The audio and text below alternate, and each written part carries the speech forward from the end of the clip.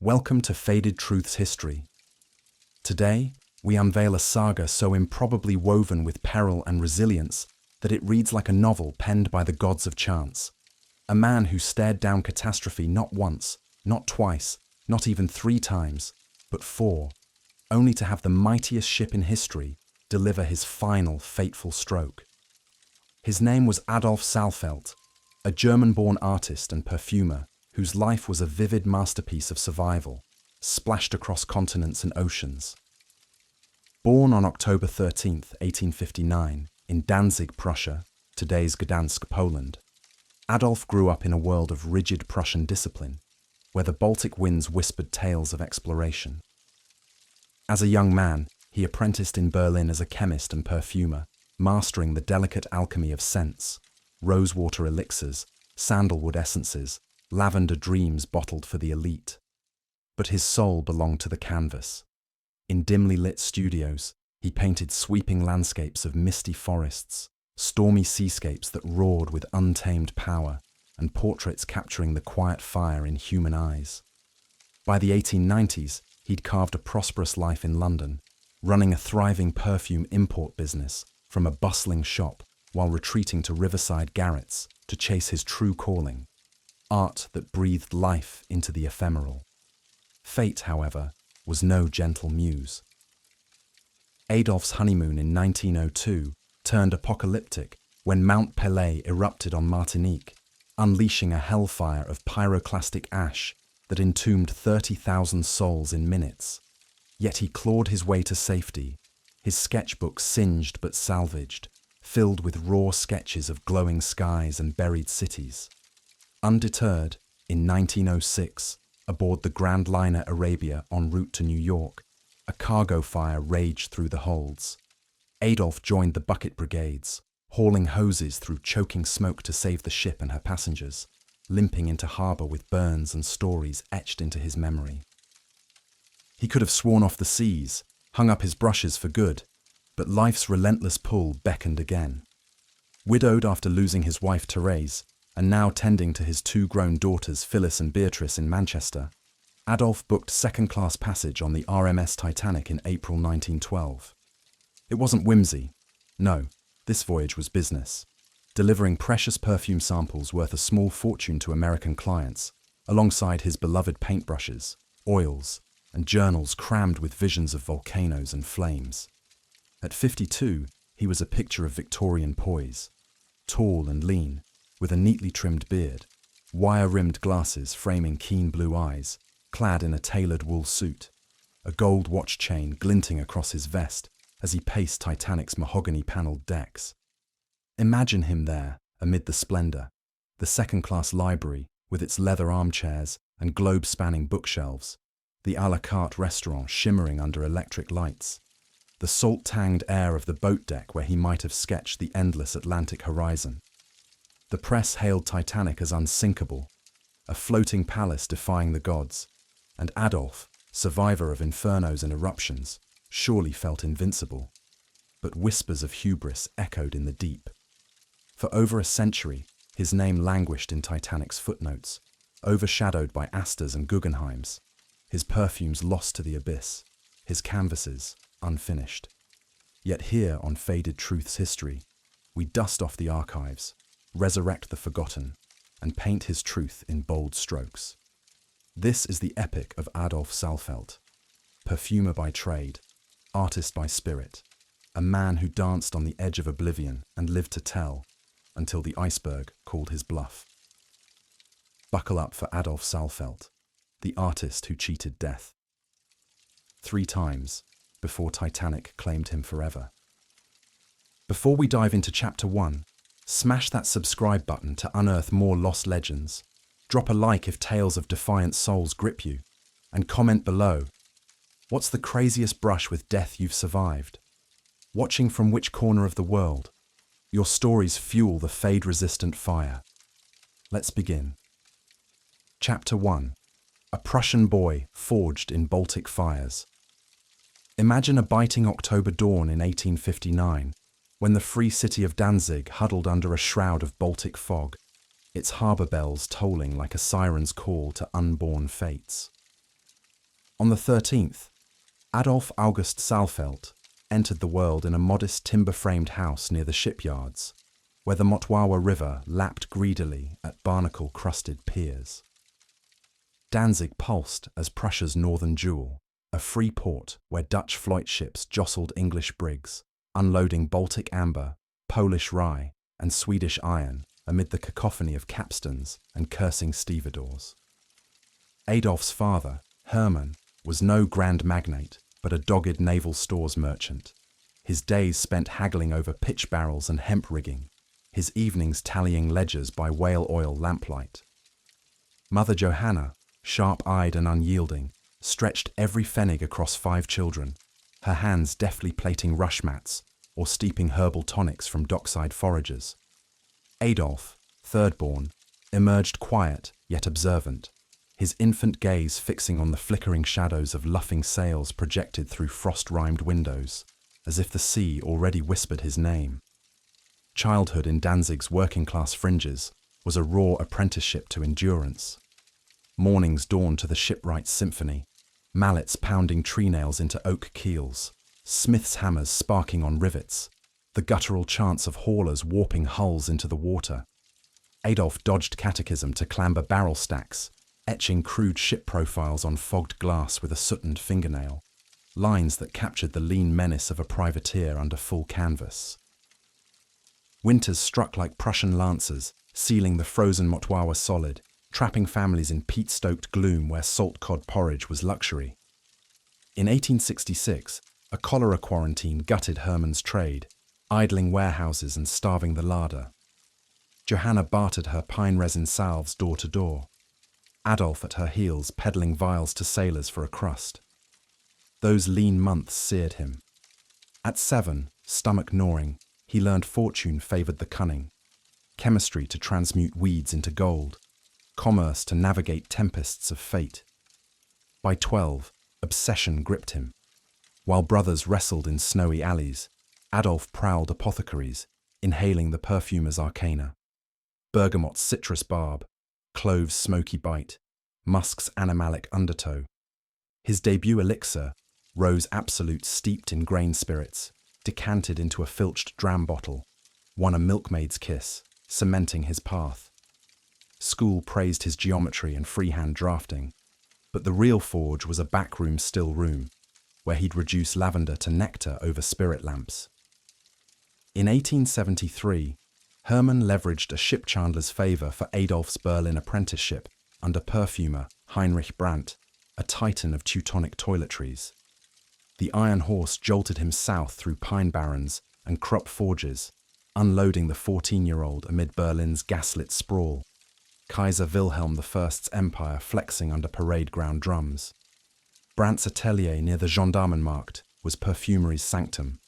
Vaults of damask rose Otto from grass, Mysore sandalwood slats, ambergris nodules veined like marble. Adolf's initiation was brutal, dawn to dusk macerations, where he'd layer jasmine absolute atop vetiver base, nose attuned to off notes like a bloodhound. Blisters from glass-blowing retorts, lungs raw from ether fumes. He innovated a Ostsee Sturm cologne, bracing pine-gen and ozone evoking Danzig gales that Brandt marketed to Uhlans fresh from Sedan. Nights, he'd slip to the Royal Academy, aping Ludwig Knaus portraits or Karl Blossfeldt botanicals, his sketchpad blooming with hyper-real distilleries. By 1879, journeyman papers in hand, Adolf chafed at scents alone, a small oil of the spree under moonlight, hawked at Tiergarten fairs, fetched enough for a garret and dreams unbound. The 1880s hurled him to London, perfume's global crucible. Channel Chop deposited him at Tilbury in 1881, satchels bulging with prototypes amid Cockney hawkers and Lascar stokers. Whitechapel rat runs tested him, blending patchouli pomades for costermongers, dodging Ripper panic in 1888, but grit prevailed. By 1890, Saalfeldt and Company anchored Manchester's Oxford Street, a mahogany-fronted haven importing Tahitian vanilla, Comorian ylang-ylang, bottling Irwell mist for mill owners' wives. Marriage to Therese Bloch, Hamburg-born pianist with lark-like trills, followed in 1892. Didsbury Villa rang with Phyllis's 1893 coups, Beatrice's 1895 gurgles, amid Adolph's canvases of Pennine moors, turbulent greens slashed with ochre light, critiqued in Guardian salons as industrial sublime. Commerce thrived, art simmered. Adolph sourced tubers in Grampian gales, easel guide to headlands painting spindrift veils. Therese transcribed his shipping logs into nocturnes. At 42, bespoke frock coat, Danzig fob seal watch, he embodied Victorian ascent, library groaning with Zola and Whistler. Yet 1902 beckoned West Indies for vetiver quests, doubling as honeymoon. May 8th, aboard Roggenwald off Martinique, Mount Pelée detonated, a 500 miles per hour, pyroclastic surge at 1,100 degrees Celsius, obliterated St. Pierre, 29,933 vaporized in a superheated hurricane. Their schooner surfed 20-foot ash tsunamis, Adolph lashing yards through choking tephra, sketching the glowing Nuée Ardente, a canvas of biblical wrath, before Barbados haven. London showed his Pelé watercolors to gasps, scarred palms bespoke his metal. No respite. 1906 summoned him, New York ward on SS Arabia, Hamburg America's jewel. Off Newfoundland, coal dust auto-ignition torched volatile holds, naphtha drums, nitrate sacks, flames clawing bridges. Panic convulsed decks as Arabia yawed, Adolph seizing axes to vent hatches, hosing ethanol vents till foam quenched the beast after 14 hours.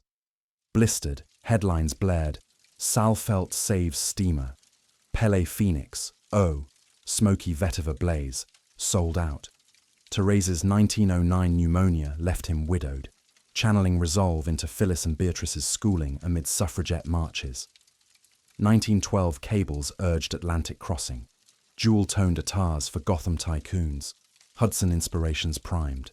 Titanic's second-class allure, unsinkable watertight paragon, 1. Southampton boarding April 10th, cabin C-101, brimmed with sample cases, sable brushes, Pelé journals. Phyllis waved kerchiefs, Manchester receding. At 52, Adolph toasted second-class salvers, à la carte foie gras, library armchairs, oblivious to North Atlantic's glacial assassin. 3 survivals etched him legend. The 4th loomed, brushstroke final. Chapter 2. Southampton gangway, embarking the unsinkable dream. April 10th, 1912, broke golden over Southampton's sprawling docks, where the RMS Titanic loomed like a steel leviathan forged from the dreams of empire. A 269-metre behemoth with 9 decks, 46,328 tons of Olympic-class might, her black hull gleaming under Union Jacks snapping in the Solent breeze. Adolph Saalfeldt arrived by overnight train from Manchester at 9:15 a.m., his frame silhouetted against the thrumming chaos of Waterloo Station porters and hansom cabs. At 52, he cut a distinguished figure, tall and erect, his Prussian posture unbowed by half a century, a neatly trimmed goatee framing a face etched with survivor's resolve. High forehead, piercing blue eyes behind pince-nez spectacles, clad in a charcoal 3-piece suit with a silk ascot and Danzig fob watch glinting like a talisman. 2 heavy pigskin valises bulged with his life's commerce, jewel-toned perfume vials, jasmine absolute from Grasse, myrrh resin from Somalia, bespoke Hudson Mist Accords for New York tycoons, plus sable brushes, Windsor and Newton oils, and a leather-bound sketchpad crammed with Pelé's glowing horrors and Arabia's flame-scorched hulls. Phyllis and Beatrice, his daughters aged 19 and 17, had seen him off at Piccadilly with tearful embraces. Phyllis pressing a lace handkerchief scented with his Pelé Phoenix, Beatrice whispering, "Paint the Hudson for us, father." Manchester's cotton mills faded in memory. America beckoned with galleries and fortunes. Southampton's ocean dock swarmed like a living mural. 2,208 souls converging, 1,317 passengers, 891 crew, amid bandstands blaring "Rule Britannia," hawkers peddling Titanic souvenirs, and newsmen snapping Kodak Candids for illustrated London news splash pages.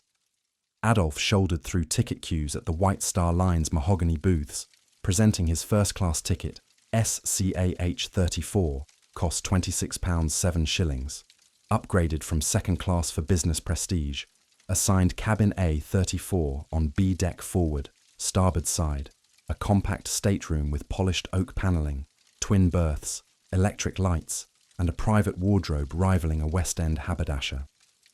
Porters whisked his baggage aboard tenders. Passengers ferried from General Register House Pier since Titanic's draft drew 28 feet too deep for direct docking. Adolf boarded via gangway at 11:30 a.m., footfalls echoing on teak planking as he ascended amid a polyglot tide. Asters in sables, Guggenheim in Homburgs, Irish emigrants clutching rosaries, Swedes with violins. The air hummed with optimism. Unsinkable, crowed the press. Her 16 watertight doors, a marvel of Harland and Wolff engineering. Marconi wireless linking to Cape Race, gymnasium boasting squash courts and a saltwater pool. Stepping into Titanic's gilded maw via the first-class entrance on D-deck, Adolf exhaled in awe.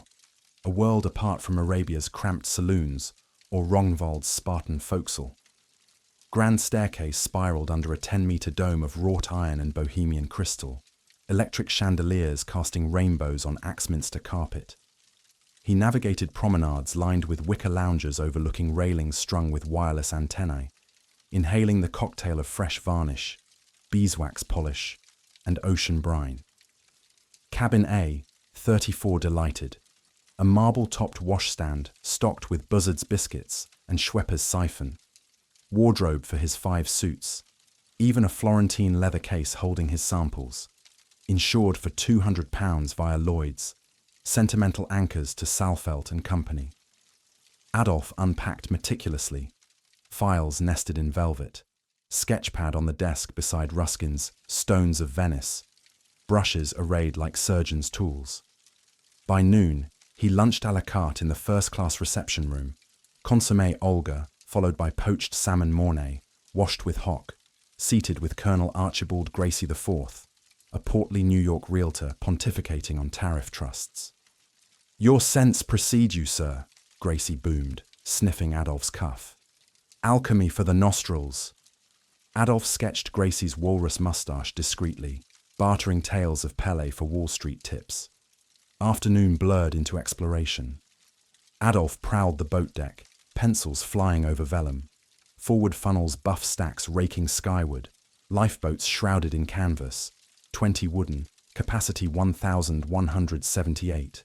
More than enough, boasted Captain Edward J. Smith. Wireless shack, where operators Jack Phillips and Harold Bride tapped Cape Race. Second-class library tempted with armchairs and Baedekers, but first-class allure pulled stronger. A la carte restaurant rivaling Paris's Ritz. Mahogany beams, potted palms, French brigade helmed by M. Sante Lagarce, Turkish baths steaming with attar mists. Adolf pronounced, adequate, but no grass. Gymnasium whirred with mechanical exercises. He pedaled the electric horse, chuckling at the absurdity, muscles taut from years hauling 40-gallon stills. En route to New York lay Hudson sunsets for canvases, Guggenheim deals sealing vanilla monopolies. He wired Phyllis via Marconi. Titanic splendor, musings eternal, love, father. Tea in the Palm Court, scones, clotted cream, orchestras Alexander's ragtime band setting toes tapping, suffragettes Mrs. Dickinson Bishop and Dorothy Gibson promenading in Parisian confections. As dusk painted the Solent violet, Titanic shuddered thrice, forward reverse, trials flawless, then idled off cows, Isle of Wight, awaiting high tide. Adolf dined in the first-class saloon at 7 p.m. Oysters à la Russe, filet mignon Lily, Waldorf pudding, white-jacketed stewards gliding like ghosts, iced champagne buckets sweating. Conversation flowed with Jacques Futrelle, mystery novelist pondering the Titanic disaster irony, and Isidore Strauss, Macy's magnate, whose wife Ida clung devotedly. 4 survivals? Futrelle probed Adolf's Pele/Arabia yarns. 5th's a charm, or curse. Post-dinner, Adolf lingered in the smoking room, a gentleman's airy of green velvet settees, mosaic-tiled floor, humidor stocked with Havanas, sipping chartreuse, sketching jovial Brits at cards while inhaling Cuban Leaf's earthy embrace, evoking his civet blends. Armistice with fate felt sealed. Unsinkable hull, vigilant Carpathia, shadowing 58 miles astern. Ice fields charted via SS Mesaba's ignored warning. Wednesday's 12-knot departure from Queenstown, now Cove, at 2 p.m. added 123 third-class Irish, fiddles lilting, the minstrel boy, before open Atlantic swallowed her. Adolf waved to dwindling cliffs, sketchpad chronicling Emerald Isles fading to infinity. Days melded luxury. April 11th deck quoits with Gracie. Turkish baths hot packs easing voyage kinks. April 12th library debates on Whistler verses. Sargent. April 13th gymnasium rowing machine simulating Thames regattas. Lunches roast turkey a la Maryland. Wireless crackled ice alerts. 6 messages, including SS Californian's Berg's Growlers Field, 49.9 north. But Captain Smith dismissed as routine, sharing Californian position, but pressing 21.5 knots over glassy calms. Adolf, sketching promenaders bundled against 31 degrees Fahrenheit, minus 0.5 degrees Celsius. Zephyrs felt invulnerable. Pele's ash, Arabia's blaze mere preludes to this steel symphony. Evening dinners escalated. Caviar service, os à la bordelaise, coupe Jacques. Smoking room brandy toasts, toasted to unsinkable fortunes. Yet harbingers lurked. April 14th noon, position 49 degrees, 51 minutes north, 5 degrees 17 minutes west, logged ice peril. Adolf breakfasted on kippers, sketching saloons Louis XVI freezers, oblivious to bridge nonchalance. Post-luncheon promenade, he chatted steward Sidney Daniels about Turkish bath oils, patchouli overload, before afternoon service. Reverend Anderson's hymns swelling grand staircase, Adolf mouthing, "Abide with me." Teresa's piano echoing in memory. Library naps over the Virginian preceded dinner's lamb Wellington, then smoking room retreat. Cigar haze, domino clacks, brandy warming veins. At 11:40 p.m., as Fleet's crow's nest bell tolled iceberg dead ahead, Adolf nursed his demitasse in damask glow, pencils idle. A faint scryer ape shuddered souls, like quarry gravel under keel. Glasses chimed, mirth hushed, engines wheezed halt. Adolf rose, pulse quickening, sixth sense from volcano rumbles, fire groans. Onto boat deck, stars ablaze, ice rubble sparkling like crushed tar crystals. The unsinkable dream cracked wide. Chapter 3. Iceberg Midnight. The Fatal Brushstroke. The velvet hush of April 14, 1912, cloaked the North Atlantic in deceptive tranquility, Titanic's promenade clocks chiming 11:40 p.m. as her 29 boilers drove triple screws through glass-smooth seas at 22.5 knots, slicing 49 degrees north latitudes under a canopy of stars so vivid they mocked mortal peril. Adolf Saalfeldt lingered in the first-class smoking room on D-deck, a sybarite sanctum of gilded Ionic columns, crimson damask walls, and Moroccan leather armchairs exhaling Havana haze like a perfumer's aged oud. At 52, he savoured a final Louis Roederer Cristal demitasse, its bubbles long faded, while his pencil danced across vellum. Caricatures of portly Colonel Archibald Gracie IV, now departed for bed, his walrus moustache exaggerated into a walrus snout, and mystery writer Jacques Futrelle mid-anecdote, pipe clenched like a plot twist. The air swirled with cognac's vanilla warmth, Turkish tobacco's bittersweet tang, and faint bilge brine seeping from below, scents Adolf catalogued instinctively, evoking his atelier's ether fug. Dominoes clacked among Yorkshire industrialists, laughter punctuating boasts of Manhattan mergers. Adolf, Prussian reserve intact, contributed sparingly, his mind adrift on Hudson sunsets and daughters' letters. Pele's rumble, Arabia's blaze, mere sketches now, this unsinkable galleon his fortress. Then, a subterranean scryer ape, protracted like a giant's fingernail raking the starboard keel for 6 interminable seconds, shuddering through oak beams and rattling decanters, like Prussian artillery distant. Glasses tinkled on mahogany sideboards, ashtrays skittered, a spittoon toppled with a brassy clang. Conversations fractured. A Leeds textile magnate quipped, "Iceberg tango?" Nervous chuckles fading as propellers faltered, engines telegraphing full astern in a dying whine. Adolph's perfumer's nose twitched, ozone sharpness, wet iron tang rising through gratings. As the room hushed, stewards frozen mid-pour. Sixth sense ignited. Pelé's precursor tremor, Arabia's whole-grown redux. He pocketed pencils, claimed his lifebelt from Cabiner 34, kapok-padded canvas sashed over his dinner suit, and strode to the boat deck via forward grand staircase, electric domes casting elongated shadows on Caedmon friezes.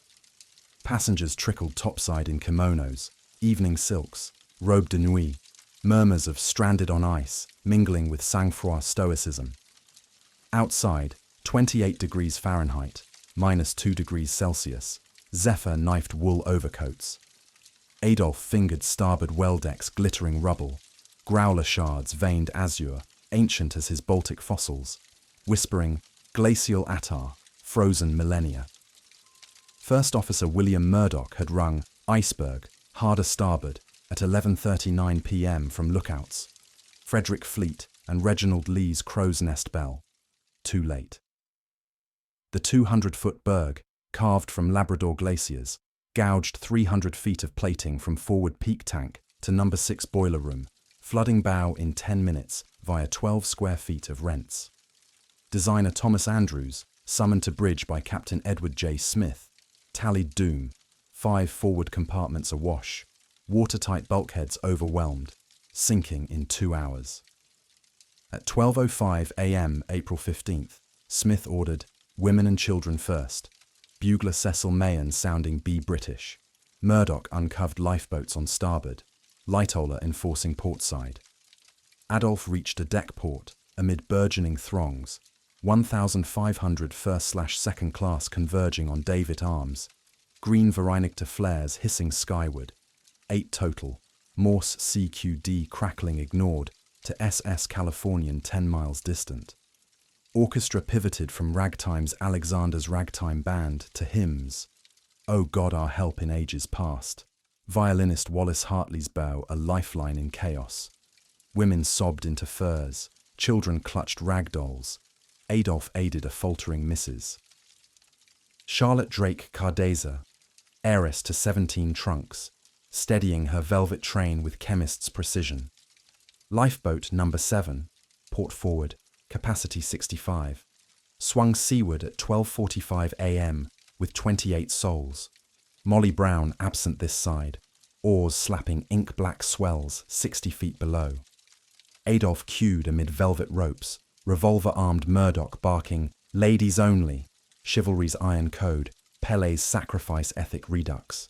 He yielded to Mrs. J.J. Brown equivalents, sketching vignettes by match flare. Davit chains creaking like studio pulleys, faces pallid under distress rockets bursting 1,000 feet like failed fireworks. Number 6 followed at 12:55 a.m., 28 aboard, including Dorothy Gibson. Number 5 at 1:12, 41. Titanic listed 5 degrees starboard, bow submerging, water lapping Scotland Road corridor, second-class gates buckling under steerage surges of Gaelic wails, Lebanese ululations, Finnish prayers as immigrants clambered fan stairs. Adolf loaned pince-nez to a myopic cleric, overcoat to a shivering debutante, pulse steady amid deck's 10-degree pitch. Pumps thundered futilely, 14 million gallons per hour capacity swamped. Dynamos whined drowning at E-deck. By 1:30 a.m., Gymnasium's electric camel lay awash, saltwater pool brackish with flotsam. Orchestra intoned, "Nearer my God to thee," Hartley's Strad weeping as deck tilted 20 degrees.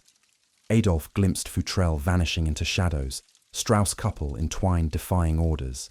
Ida, "We've lived together, we'll die together." Chaos crescendoed. Stokers fled number. 9 boiler black gang amid steam shrieks, third-class funnels pried by axes. Number 13 launched starboard 1:42 a.m., 64 aboard, swamped mid-descent by wave. Number 15 port 1:47:70. Adolphe retreated amid melee to Café Parisien's rattan wreckage, toppled Chianti, scattered macarons, pouring a final brandy toast.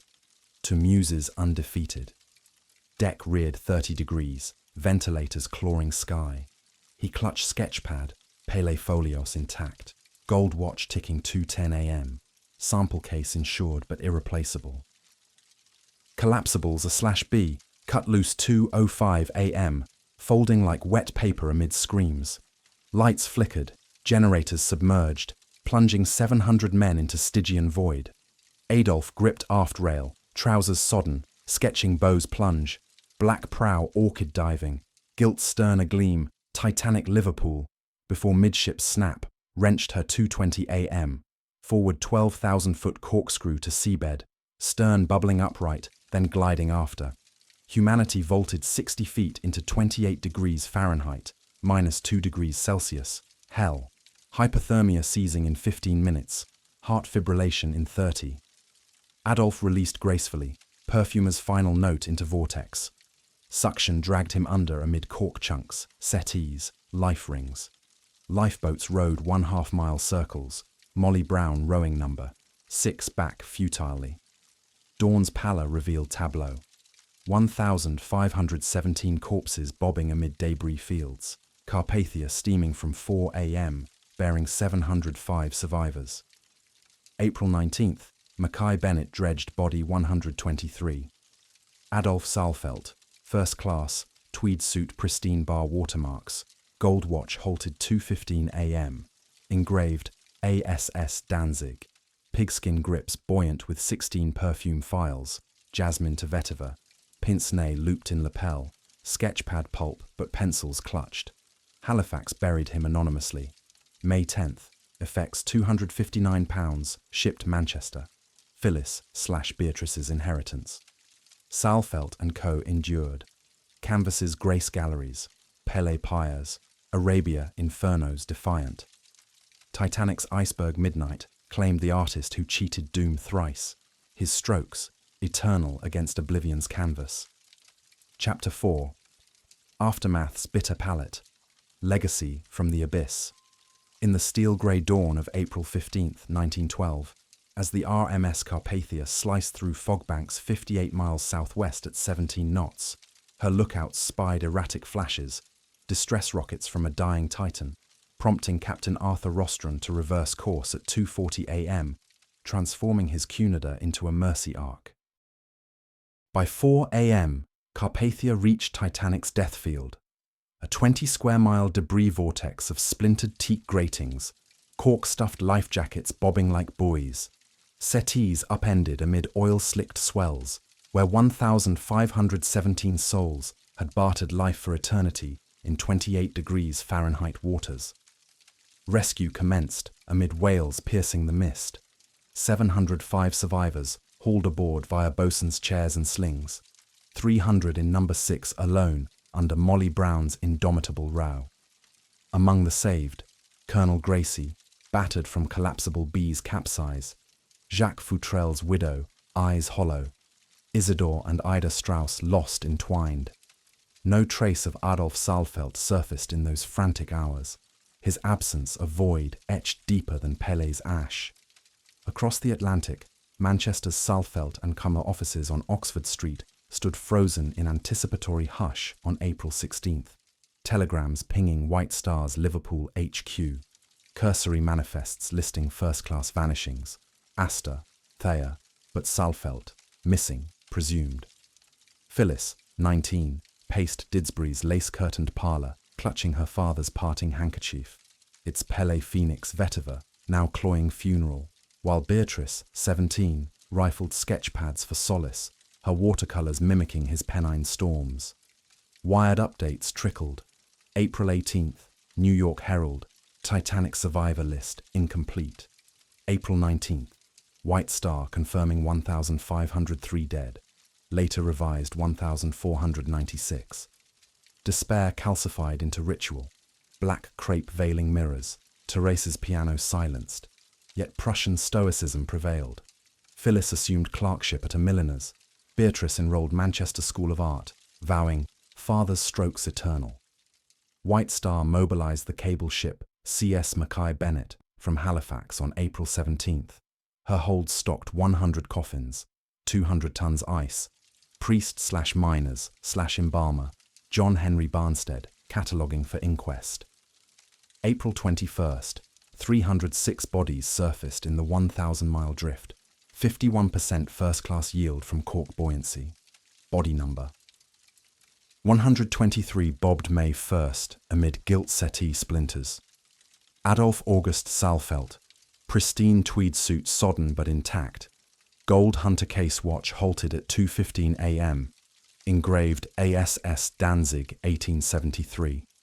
Pince-nez looped in lapel buttonhole. 2 pigskin grips buoyant with 16 perfume files. Jasmine Absolute. Vetiver Haiti. Myrrh Somalia. Oud Cambodia. Opal glass vials miraculously sealed. Labels curling but legible. Inside grips. £7 cash. Silver matchbox. Bristol pencil stubs. Pulp swollen sketchpad fragments bearing charcoal ghosts. Bow orchid plunge. Stern agleam Titanic Liverpool. Barnstead's ledger. Male, 50s, continental, perfumer samples, artist tools. Cremated? No, repatriate.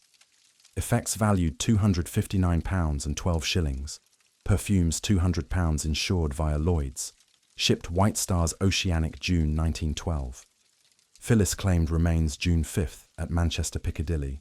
Adolf interred Southern Cemetery plot E-2785 beside Therese. Granite marker. Adolf Saalfeldt, 1859 to 1912. Survivor of perils, artist eternal. Inventory unpacked revelations. Files auctioned Sotheby's July yielding £312. Jasmine rebottled, Saalfeldt Titanic Reserve. Smoky vetiver evoking iceberg ozone, fetching £5 per shilling among widows craving olfactory anchors. Sketchpad salvage yielded 3 legible folios. Pelle Nuée Ardente, 1902 watercolor reproduced Guardian. Arabia Hull Fire, Charcoal Fury. Titanic Stern Silhouette. Exhibited Royal Manchester Institution 1913. Critics hailing defiant realism from the deep. Saalfeldt and Company. Rebranded Titanic Legacy line. Phoenix Resurrected. Pele-inspired Smoky Kuiper. Abyssatar. Brine Vetiver Marine. Buoying firm through Great War rationing. Exports doubled to Bombay, Manhattan. World recoiled in Titanic's wake. April 19th, U.S. Senate inquiry grilled Bruce Ismay, jumped #1 boat, under Senator William Alden Smith. British board trade probe excoriated unsinkable hubris, mandating 1 lifeboat per place post-1914 Solus Accords. Adolf's tale flickered footnotes. New York Times. May, Perfumer's files from grave. Manchester Courier. Artist cheat death drowned. Overshadowed asters, yet locally lionized.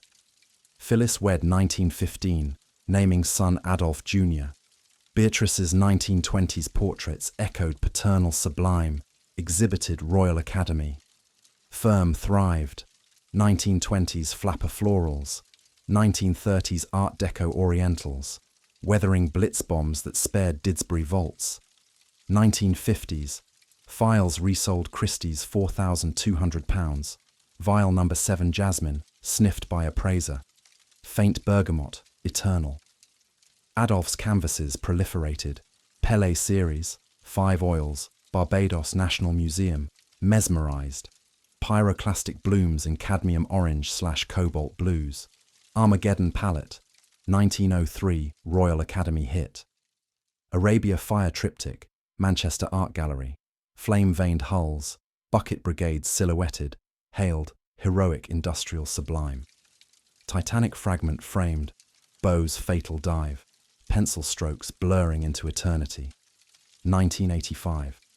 Titanic Historical Society newsletter unearthed his saga.